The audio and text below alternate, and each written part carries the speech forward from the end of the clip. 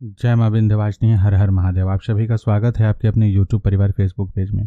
क्या पितृपक्ष में नित्य देवी देवताओं की पूजन नहीं करनी चाहिए? जो धूप दीप हम रोज जलाते हैं, भगवान के समक्ष नैवेद्य आदि लगाते हैं, जो हम भगवान के निमित्त अपने इष्ट आराध्य के प्रति, जैसे महादेव का अभिषेक है, भगवान नारायण का श्रृंगार है, जगदम्बा की अर्चना है, उनके सहस्त्र नाम कवच आदि का पाठ है, सूर्य नारायण को जल है, तुलसी जी की पूजा है, संध्या का प्रातः और शाम संध्या का जो धूप दीप है इत्यादि है, वह सब कार्य क्या बंद कर देना चाहिए? 16 दिनों के पितृपक्ष में क्या हमें अपने इन देवी देवताओं की सेवा पूजा नहीं करना चाहिए? कुछ लोगों का यह भी प्रश्न है कि हमारे घर में तो ऐसा है कि 16 दिन तक मंदिर के कपाट, जो अपना पूजा रूम है, कक्ष है, उसका कपाट ही बंद रहता है, उस समय हम लोग प्रवेश नहीं कर सकते हैं। यह कितना उचित है?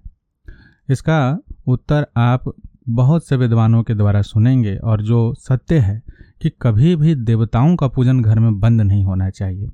चाहे आप श्राद्ध पक्ष में 16 दिन तक पितरों के निमित्त तर्पण करते हैं, तो घर के जो व्यक्ति तर्पण आदि करेंगे, तर्पण का जो समय होता है वह लगभग दोपहर का होता है, 10 बजे के बाद का पितरों का समय माना गया है। अगर आप नित्य तर्पण कर भी रहे हैं श्राद्ध पक्ष में, तो भी आपको यह जानकारी होनी चाहिए कि तर्पण की विधि तो नित्य नैमित्तिक है, यानी कि तर्पण केवल श्राद्ध पक्ष के लिए नहीं है। जैसे प्रतिदिन हम देवताओं का पूजन करते हैं, उसी प्रकार से पितरों के निमित्त नित्य तर्पण का विधान भी दिया गया है। और अगर आप नित्य तर्पण नहीं करते हैं, केवल पितृपक्ष में तर्पण करना है, तो उसमें कहीं भी देवताओं का पूजन बंद करने के लिए शास्त्र प्रमाण आदि नहीं प्राप्त होते हैं। वहाँ तो यह प्राप्त होता है कि नित्य नैमित्तिक देवता अर्चना आदि की जो पूरी विधि है वह करते रहना चाहिए।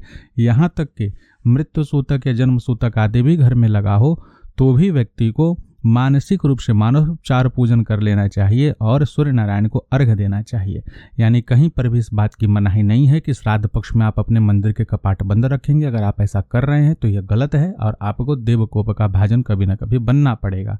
क्योंकि अगर इन 16 दिनों में आप पूजन नहीं करते हैं तो देवता नैवेद्य ग्रहण नहीं करेंगे। उनका जो भोग भेंट जो अंश रूप से वहाँ आपके घर के कुल के देवी देवता इत्यादि उपस्थित है, उनको आप 16 दिन तक भूखा रखिएगा। ऐसा कहीं भी ऐसा प्रमाण नहीं मिलता है।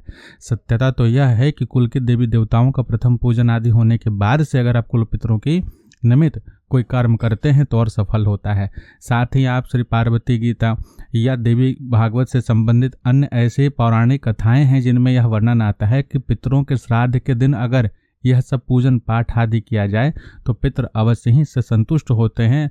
और अगर कोई व्यक्ति किसी प्रकार की त्रुटि कर देता है, गलती कर देता है, या किसी गलत मार्ग से धन का संचय करके पितरों के निमित्त कार्य कर रहा है, तो भी उसके पितर प्रसन्न हो जाते हैं, दोष आदि व्याप्त नहीं होती है। कहीं भी इसका अर्थ यह है कि देवताओं के पूजन के लिए मनाही नहीं है। जो नित्य पूजन कवच सहस्त्रनाम आदि का आप पाठ कर रहे थे, वह आपको करते रहना है, और उसके साथ साथ ही आपको पितरों का पूजन पाठ आदि जो विधि विधान है वह करना है।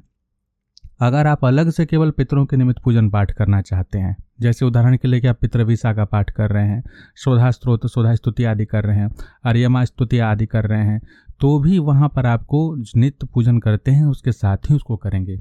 तर्पण आदि की विधि जो भी करते हैं उनके लिए विधि विधान जैसा है कि कुशासन पर बैठ करके और जनेऊ का सब इत्यादि विधि वो सीख करके तब विधि विधान पूर्वक पितृतीर्थ से तर्पण आदि की विधि करनी चाहिए, जिनको उसका अधिकार प्राप्त है। यानी जिनके माता पिता इत्यादि वैकुंठ धाम गमन कर चुके हैं, उनके लिए सब विधि विधान है। तो भी यहाँ पर नित्य पूजन की मनाही नहीं है। तो आशा करते हैं कि इस विषय को आप सभी समझेंगे और पितृपक्ष में अपने घर के देवी देवताओं को इस प्रकार से भूखा नहीं रखेंगे, उनकी सेवा पूजा में कमी नहीं करेंगे। उन पूजन के साथ साथ ही आप पितरों का पूजन तर्पण आदि करेंगे। जय मां विंध्यवासिनी, हर हर महादेव।